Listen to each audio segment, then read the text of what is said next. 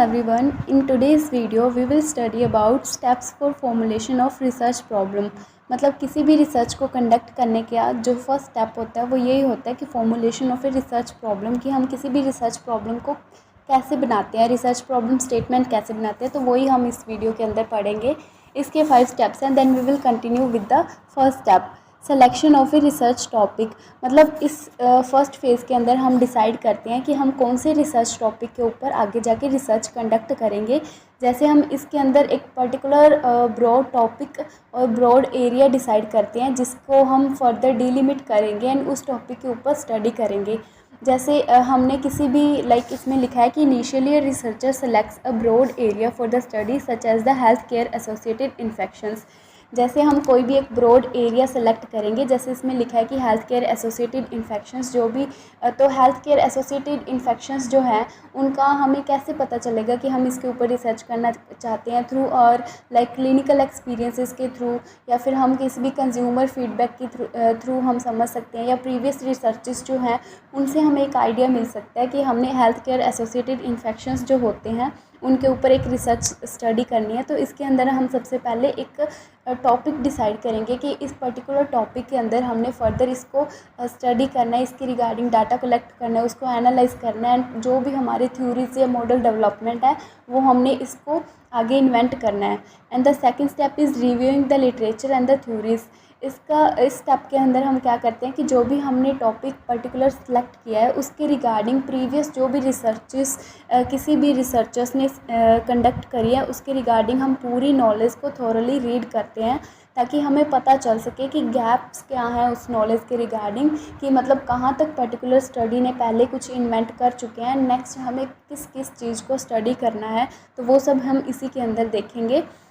To know about what already has been done in this area and to develop an original and unique research problem, an extensive review of literature and the theories is done at this stage.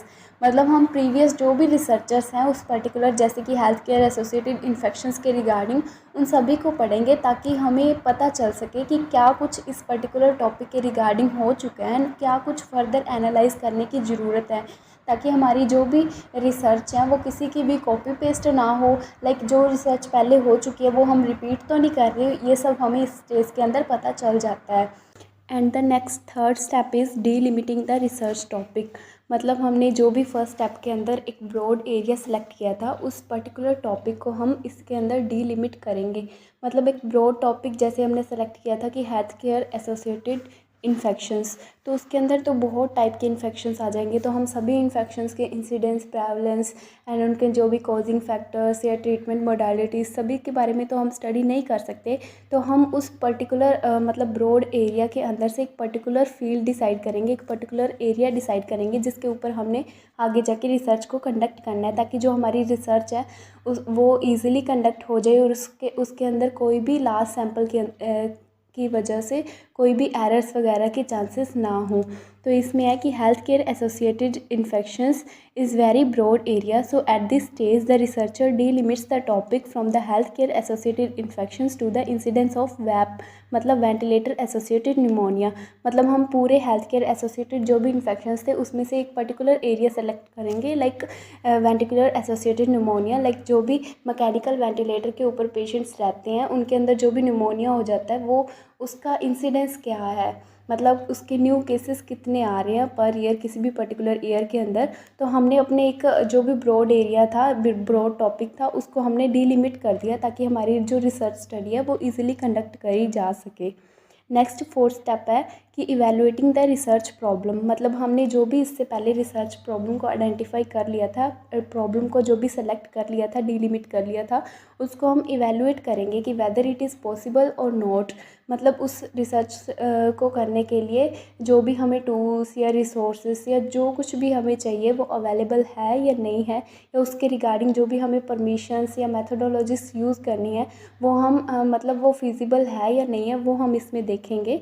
Eight this stage the researcher evaluates the research problem for feasibility, substantive, methodological and the ethical dimensions. वही कि मतलब possible है या नहीं है, उसके सारे resources, transportation facilities और पीयर ग्रुप की जो सपोर्ट एंड एडमिनिस्ट्रेटिव सपोर्ट और लाइक एथिकल कंसिडरेशन जो भी हमें जहाँ से भी चाहिए वो मिलेगी या नहीं मिलेगी, या उसके रिगार्डिंग हमने जो भी मेथड्स वगैरह चाहिए हमें डाटा कलेक्शन के लिए या डाटा एनालिसिस के लिए वो अवेलेबल हैं या नहीं है, वो हम सब कुछ इसके अंदर इवेलुएट करेंगे।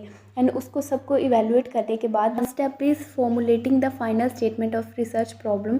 मतलब हम अपनी रिसर्च प्रॉब्लम की एक स्टेटमेंट तैयार करेंगे जिसके अंदर जो भी हमने वेरिएबल स्टडी करने हैं या जो भी, जैसे हमने इंसिडेंट सेलेक्ट किया था वेंटिलेटर एसोसिएटेड निमोनिया का, वो एंड उसकी पॉपुलेशन एंड जिस भी एरिया के अंदर हम कर रहे हैं वो पूरा उसके अंदर स्पेसिफाई होगा। एंड जिस टाइप की स्टडी हम मेथोडोलॉजी यूज़ कर रहे हैं, आइदर इट इज़ एक्सपेरिमेंटल और नॉन एक्सपेरिमेंटल, या जो भी स्टडी हम यूज़ कर रहे हैं वो सब कुछ उसके अंदर आइडेंटिफाई किया होगा। जैसे finally a statement of problem is formulated keeping in mind the basic component of the research problem. जो भी कंपोनेंट्स ज़रूरी होते हैं उन सभी को माइंड में रख के हम एक रिसर्च प्रॉब्लम को तैयार करेंगे। For example a descriptive study on incidence of ventilator associated pneumonia among the patients on mechanical ventilator admitted in the ICU of AIIMS Rishikesh.